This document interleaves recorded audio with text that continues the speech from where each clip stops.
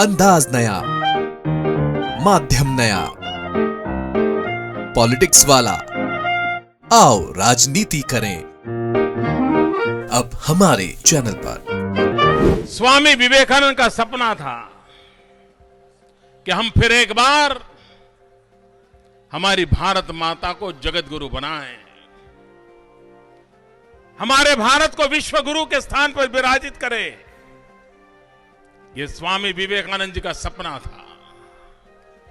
राष्ट्र गुरु के पद को हासिल करना होगा कि मनुष्य जैसा सोचता और करता है वैसा बन जाता है।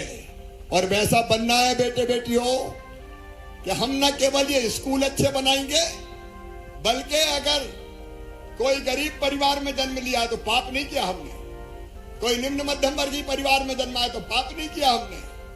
तो चाहे मेडिकल कॉलेज हो, चाहे इंजीनियरिंग कॉलेज हो, चाहे आईआईटी हो, चाहे आईआईएम हो, चाहे लॉ कॉलेज हो, चाहे बिजनेस मैनेजमेंट के कोर्स हो, फीस चाहे कितनी भी हो, 10-20 लाख रुपया साल भी होगी।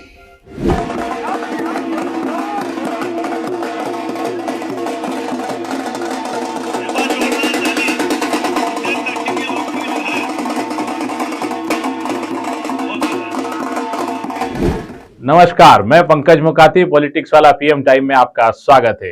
एक तरफ प्रधानमंत्री नरेंद्र मोदी भारत को विश्व गुरु बनाने की दिशा में काम कर रहे हैं, दूसरी तरफ मध्य प्रदेश के उच्च शिक्षा मंत्री मोहन यादव शिक्षा को किसी और ही दिशा में ले जा रहे हैं। एक और मामला कि मुख्यमंत्री Shivraj Singh Chouhan CM rise school और मेडिकल की पढ़ाई हिंदी में करवाने को लेकर मशक्कत किए हुए हैं। वहीं उज्जैन के विक्रम विश्वविद्यालय में पीएचडी चयन परीक्षा की धांधली का मामला सामने आता है। करीब 6 महीने पहले लोकायुक्त में इसकी शिकायत की गई। लोकायुक्त ने जांच के बाद इस मामले को सही पाया और 5 लोगों पर एफआईआर दर्ज की गई। इन 5 लोगों में यूनिवर्सिटी के कुल सचिव, उप कुल सचिव और 3 प्रोफेसर शामिल हैं। इसमें से कुल सचिव प्रशांत पुराणिक उच्च शिक्षा मंत्री मोहन यादव के सबसे करीबी हैं। प्रशांत पुराणिक वो व्यक्ति हैं जो वो कह देते हैं उसे मोहन यादव की जुबान माना जाता है।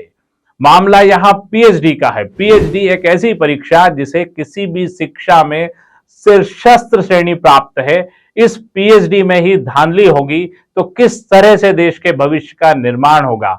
इस पीएचडी से निकले हुए छात्र, शोधार्थी कहीं प्रोफेसर बनेंगे, कहीं एकेडमिक काम करेंगे, और जब उनकी पीएचडी चयन परीक्षा ही पास करने की काबिलियत नहीं होगी, ऐसे लोग किस तरह से देश की शिक्षा को आगे बढ़ाएंगे। एक बात मान लीजिए कि अगर इस तरह से धांधलियां चलती रही और इस तरह से लोग पास किए जाते रहे तो देश विश्व गुरु बनने के बजाय एक गुरु घंटाल की लंबी फौज सामने देखेगा। मामला रोचक भी है और दिलचस्प भी। खुद उच्च शिक्षा मंत्री मोहन यादव डॉक्टरेट है, उनके पास भी पीएचडी है, लेकिन एक समारोह में मोहन यादव ने कहा था कि ज्यादातर पीएचडी करने वाले शोधार्थी इधर उधर से काट-छांट करके पीएचडी कर लेते हैं।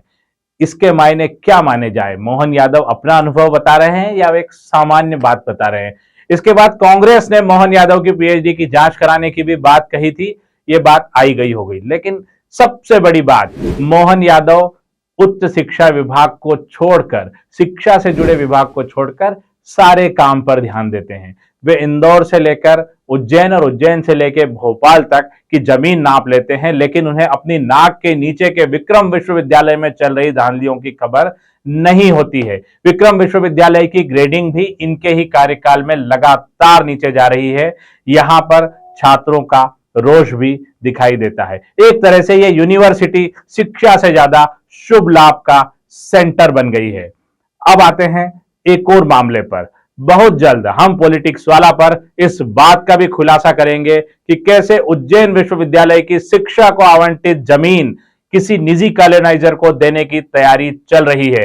इस जमीन पर कॉलोनी बसाने की तैयारी है। इसके पहले भी कुछ लोगों ने मंत्रियों के समर्थन से उज्जैन विकास प्राधिकरण की कॉलोनी के लिए ली गई जमीन को अपने नाम कराकर प्राइवेट कॉलोनी बसा दी। लेकिन हम इस बात की पूरी डिटेल आपको देंगे कि कैसे शिक्षा के मामले में भ्रष्टाचार तो हो ही रहा है, विक्रम विश्वविद्यालय की जमीन भी कॉलोनाइजर को सौंपने की तैयारी की जा रही है। ये 5 चेहरे जो इस पीएचडी चयन परीक्षा की धांधली में सामने आए हैं, ये सिर्फ 5 चेहरे हैं, पर क्या प्रदेश सरकार इसके लिए जिम्मेदार उच्च शिक्षा मंत्री मोहन यादव पर भी किसी तरह की कार्रवाई करेगी, या वे इसी तरह बने ठीक घुमाते रहेंगे और शिक्षा का बंटाढार होता रहेगा?